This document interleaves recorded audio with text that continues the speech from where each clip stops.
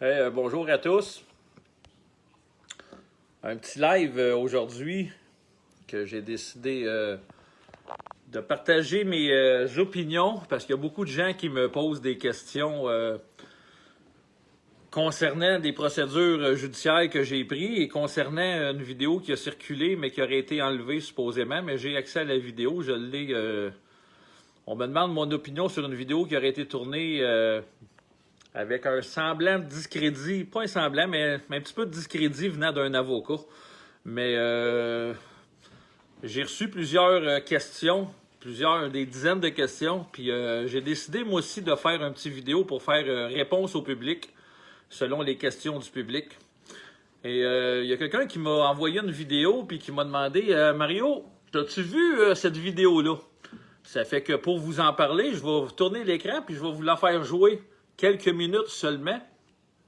Puis après ça, je vais donner une version seulement, ma version, concernant ça. Comme ça, je donne une réponse. J'en ai une douzaine qui m'ont demandé si j'avais vu la vidéo, que ça ne me tente pas de répondre à tout le monde. Ça fait que je vais faire une seule réponse. Et les instigateurs de cette vidéo-là vont pouvoir avoir ma réponse concernant ça. Donc, je pars la vidéo. Maître Jean Dury, qui est l'avocat principal au Québec de la Fondation. Maître Dury, bonjour. Bonjour Stéphane. Ça va bien? Ça va bien, toi? Ben oui, j'ai plusieurs questions qui ont trait à l'école, au commerce, les hôpitaux, la poursuite en général. On va commencer tout de suite dans peut-être un peu plus facile. On va y aller avec la fameuse poursuite, le pourvoi de 20 Oh. Pas là. Bertrand qui a été abandonné. Je veux juste qu'on clarifie ensemble certains faits. Par exemple, le pourvoi, c'est un pourvoi qui appartient à la Fondation. Oui, absolument.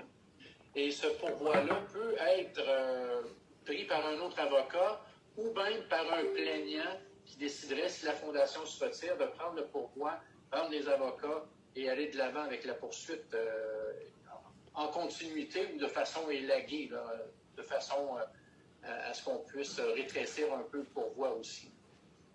Bien, il faut comprendre que la Fondation est obligée d'être accompagnée d'un avocat. C'est le Code civil. On ne peut pas se représenter au niveau de la Fondation sans avocat. C'est comme une corporation, une compagnie.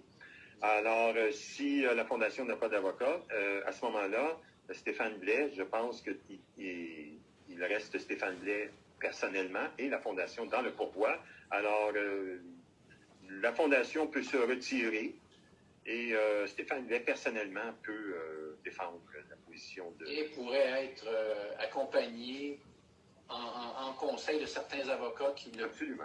Absolument. Il peut se défendre seul. Évidemment, c'est une chose possible. C'est pas une chose impossible. Et puis moi, ce que évidemment, on s'en parle depuis longtemps. Moi, personnellement, le pourvoi a été entrepris par Maître Bertrand. C'était son pourvoi. Puis moi, personnellement, je trouve pas ça facile de prendre la relève d'un dossier que c'est Maître Bertrand qui l'a monté. Il avait sa vision du dossier. Je comprends. Mais il y a la possibilité de reprendre le pourvoi, de l'adapter et que même moi, personnellement, je puisse le faire en étant supporté par des avocats et même des experts, n'est-ce pas? Absolument. Absolument. On peut peut-être... Donc, en réalité, c'est juste que c'est moi, personnellement, qui irais plaider, mais en étant backé par des avocats et des experts par en arrière. Oui, qui peuvent conseiller, oui. Ou des experts que tu peux amener comme témoins. Exactement. Ou des experts que tu n'amènes pas comme témoins, mais qui peuvent te conseiller, oui. Les experts, on peut les prendre à l'international aussi? Oui, oui. Oui. Parfait. Absolument. Donc, on pourrait aller chercher des gros noms et puis se faire supporter en cours par des experts internationaux. C'est intéressant. On va y aller maintenant. Une question qui est posée par le public souvent, c'est est-ce que M. Legault et M. Arruda pourraient personnellement être poursuivis pour une mauvaise gestion de crise dans le cas du COVID-19, qui est une crise quand même qui est planétaire? Question. Bien, écoute Stéphane, quand on dit pourrait, tout est possible. Toute poursuite est possible. Mais ici, poursuivre le premier ministre et le directeur de la santé publique dans le cas du COVID-19, là, c'est impensable. C'est mondial. personnellement, jamais je recommanderais à quiconque... de poursuivre. Parfois, on m'appelle aussi pour des poursuites criminelles à l'égard de M. Legault et M. Arruda. Et puis, c'est la même chose. C'est absolument impensable. En ce qui me concerne, là, c'est... Et puis, je doute fortement qu'il y ait un avocat dans la province de Québec qui penserait accepter un tel mandat. J'en doute. En tout cas, je serais surpris parce que... Écoutez, c'est une situation qu'on trouve dans le monde entier. Alors, c'est pas... il n'y a rien qui empêche... Il n'y a rien qui empêcherait des citoyens, je crois qu'il y a certains citoyens qui ont essayé de poursuivre aux criminels, M. Arruda, M. Legault. Je n'ai pas vraiment suivi, mais c'est possible. C'est possible. Ben, c'est possible. Tout est possible. On peut faire la poursuite qu'on veut. Mais je pense pas qu'un seul avocat de la province de Québec prendrait un tel dossier. Je ne le vois pas. Là. Je ne le vois absolument pas. C'est pas pas.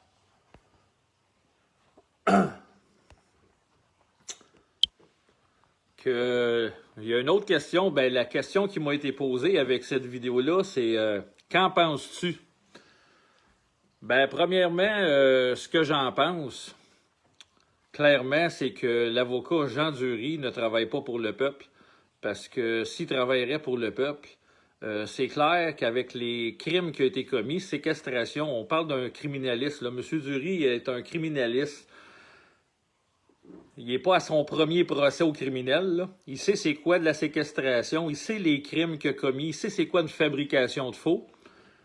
Et il dit clairement que selon lui, ils ne sont pas poursuivables, Arruda et Legault, ça c'est selon Jean Dury, qui ne sont pas poursuivables parce que c'est mondial. Mon opinion, pas parce que c'est mondial qu'il faut laisser des criminels agir. S'il y a des gens qui font des vols à grandeur de la planète, ben il faut les arrêter. S'il y a des gens qui inventent des preuves, ou comme ici au Québec, qui falsifient des documents pour faire mettre des codes d'essai, il faut les arrêter.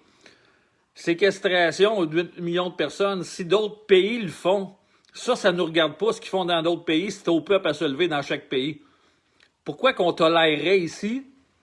Pourquoi qu'on tolérerait des crimes commis à notre égard?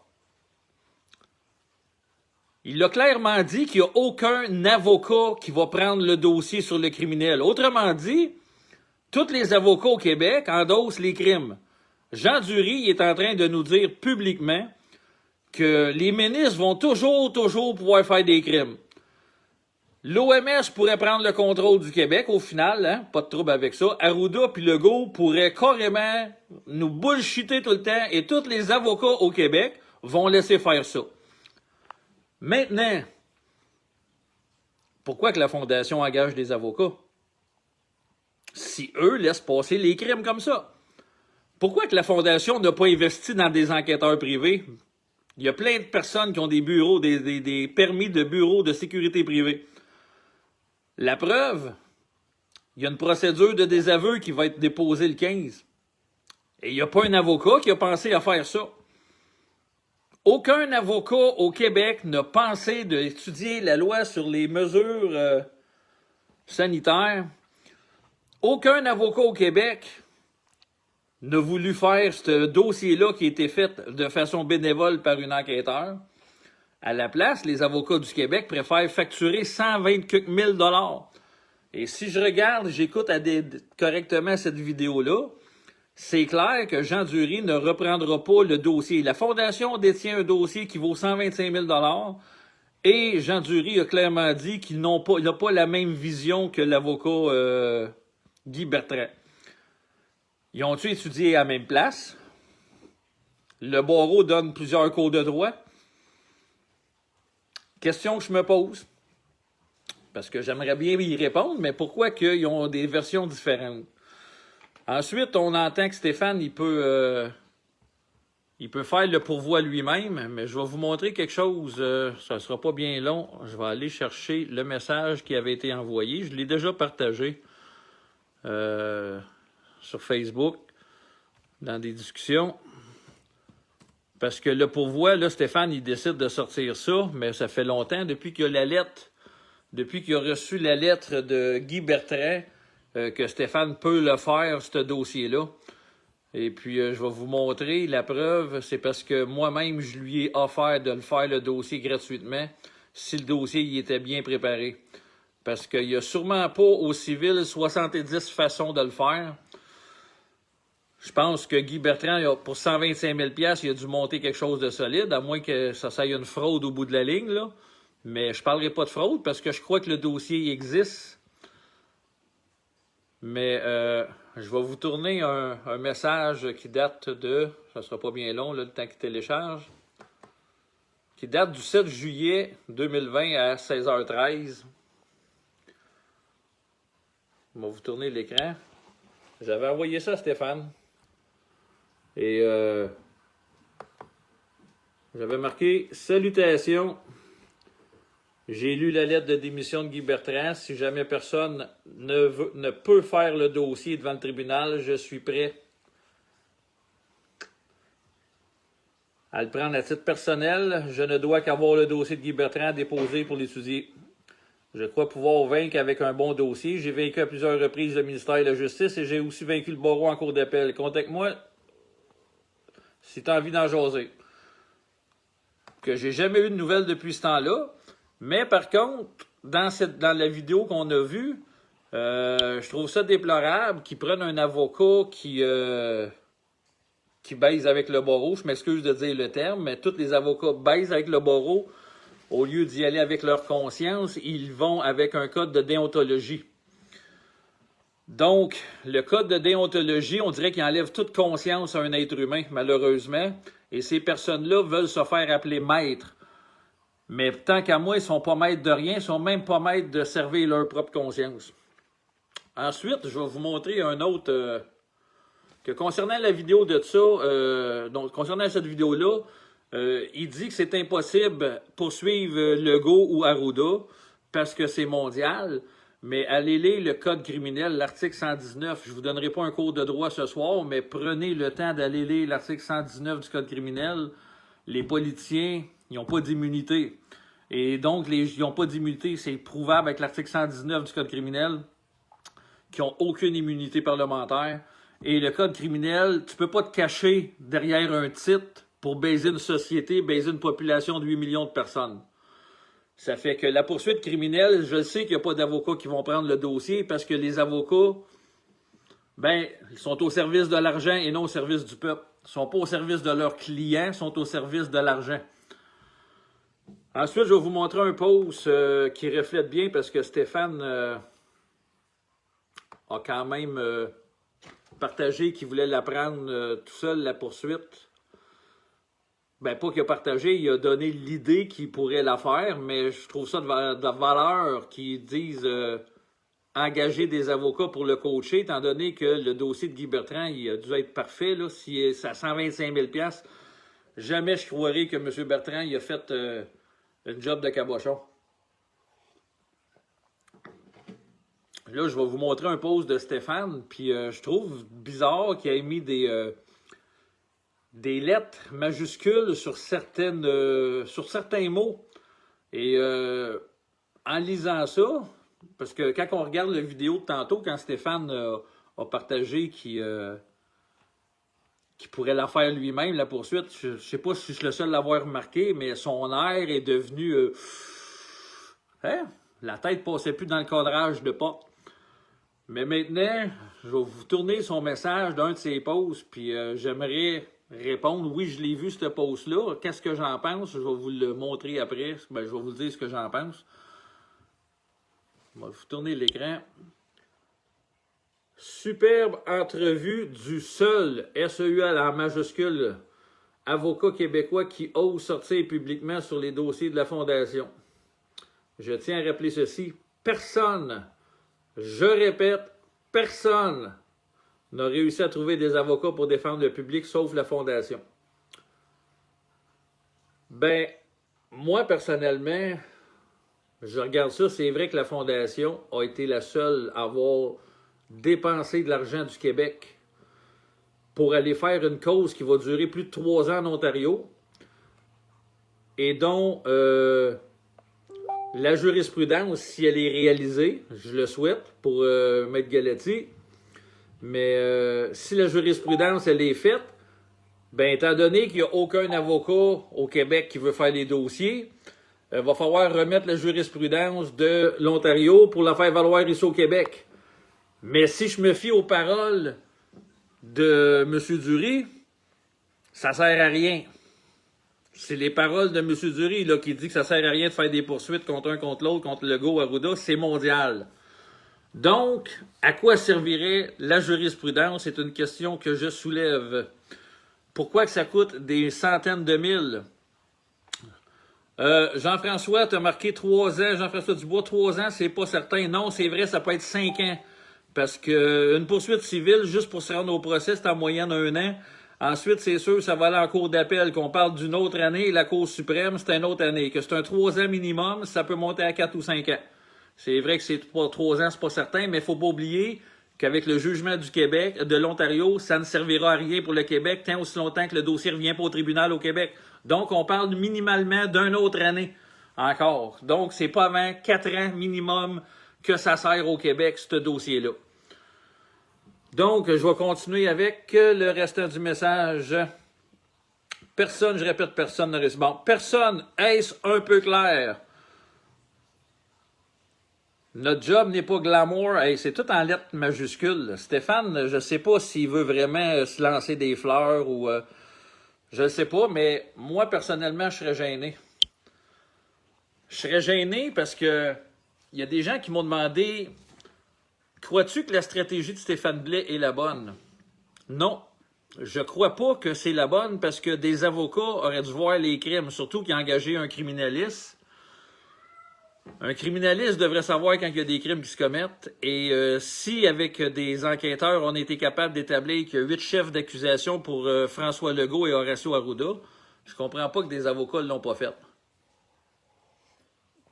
Ça fait que je crois pas que c'est la bonne stratégie. Je crois plus que c'est une stratégie politique qui est entreprise présentement. Parce que, étant donné que c'est un dossier qui peut durer longtemps, c'est une occasion de se mettre sur une tête d'affiche, de se mettre en tête d'affiche pour aller chercher du capital politique et ramasser des fonds pendant longtemps. Parce que c'est normal, si la cause dure longtemps, la population continue à avoir des espoirs, avoir de l'espoir à ce que ça change. Mais par contre, quand il y a des mesures rapides, comme le désaveu peut se faire en 24-48 heures, ça coûte rien, et c'est clair que c'est faisable, ça fait partie des procédures légales, et autant des poursuites criminelles que ça peut mettre un frein à tout ça. Pourquoi que ça n'a pas été pris? Parce qu'une poursuite criminelle, c'est beaucoup plus rapide qu'une poursuite civile, et si jamais que le DPCP ne le prend pas, ça s'en va en poursuite criminelle privée. Donc, c'est sûr que la poursuite criminelle que j'ai déposée va être entendue devant un juge de paix bien avant que le procès civil au Québec arrive. Et je trouve ça de valeur qu'un avocat du nom de Jean Dury, qui a défendu beaucoup de pédophiles, beaucoup de criminels, puis ça, c'est correct, il a le droit de travailler, mais qui vienne discréditer des crimes, pas des crimes, mais une poursuite criminelle fondée en fait et en droit, au bénéfice que lui, dans le fond, M. Dury ne croit pas à ça. Ben ça, c'est son opinion. Comme nous autres, on ne croit pas que les pédophiles doivent avoir des sentences bonbons d'1 an ou 2, mais qu'ils devraient avoir la perpète. Que nous autres, moi, personnellement, je ne défendrais pas un pédophile pour qu'il ait 1 an, 2 ans de prison. J'ai assez de valeur que j'irais pour la peine maximale soit triplée. En tout cas, que grosso modo, concernant la stratégie de Stéphane, ben moi, je la crois pas. Puis, est-ce que Stéphane, il y a une autre question qui m'a été posée, est-ce que Stéphane utilise des bonnes stratégies? Si je regarde la stratégie qu'il a prise avec Citoyens au pouvoir en 2018, de mettre sa photo sur des pancartes de d'autres candidats, au lieu que les candidats puissent être libres de faire leur campagne librement, quand je vois un chef récolté avec sa stratégie qui était d'utiliser seulement les réseaux sociaux, pour aller chercher 85 votes en tant que chef, je pense pas que c'est un bon stratagème, pas quelqu'un qui a des bonnes stratégies. Je pense pas que c'est un leader. Réellement pas. Et surtout dans un dossier comme qui est là présentement au Québec, puis je veux pas diviser Stéphane, là, puis je vous dis pas de pas l'encourager, mais je suis en train de vous dire que Stéphane n'a pas les capacités. Parce que c'est clair que quand il y a des crimes de commis, c'est clair qu'on n'engage pas un avocat qui dit qu'il n'y a rien à foutre. Parce que c'est un avocat qui connaît le droit, qui étudie au barreau du Québec pendant des années, qui est criminaliste en plus, qui a passé sa vie dans des palais de justice à voir des crimes se commettre, à entendre des causes de crimes, ben qui s'en vient réellement dire que Legault et Arruda, parce que c'est mondial, la fausse pandémie est mondiale, que juste pour ça, Legault et Arruda, il n'y a rien à faire contre ça. Bullshit. Le peuple, on a des pouvoirs d'arrestation civile. L'article 494.1 est assez clair. Si le système de justice a été infiltré par la franc-maçonnerie d'un bout à l'autre, si le barreau du Québec protège des avocats corrompus, des politiciens corrompus, si le Conseil de la magistrature baise avec tout ce beau monde-là pour leur rendre des jugements, ben, il est temps qu'on se lève debout, il est temps qu'on manifeste debout, il est temps qu'on se tienne serré, puis il est temps qu'on les plante dehors. Ce que je veux dire par là, il est temps de les éjecter de leur siège. Parce qu'il n'est pas question qu'on laisse les crimes se commettre comme ça, puis que M. Legault continue à nous menacer pendant des années. Ça coûte pas des centaines de mille pour se défendre, ça coûte un livre de droit. Et vous pouvez l'avoir gratuitement d'une manière, c'est sur Kenly. Tous les articles de droit, les codes de déontologie sont tout là. Ça fait que ça coûte absolument rien se défendre, à part le frais de timbre à la cour, mais en poursuite criminelle, c'est gratuit. Puis en mesure de désaveu, c'est gratuit. Que pourquoi que la Fondation n'a pas été avec ces options-là beaucoup plus rapides et efficaces? Parce que présentement, c'est la seule mesure qui est prise au sérieux par les corps policiers.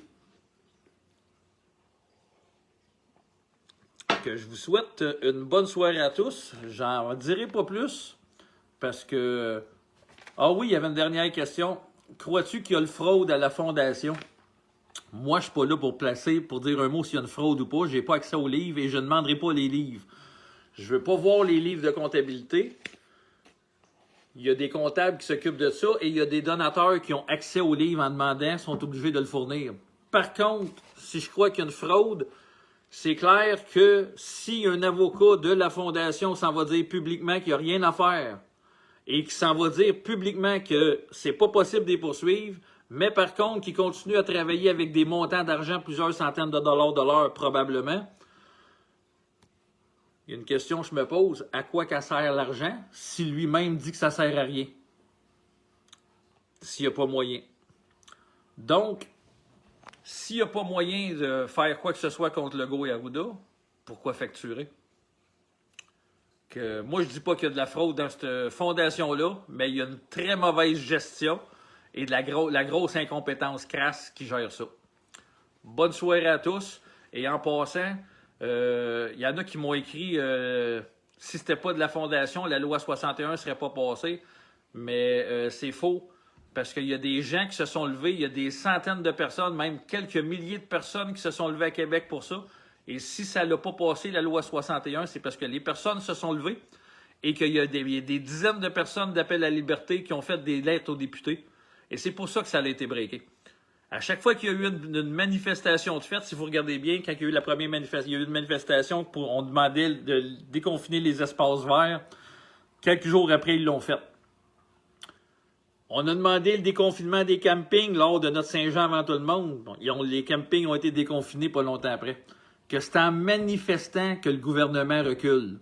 Il y a une procédure de désaveu le 15 qui va être déposée, une procédure légale. Levez-vous.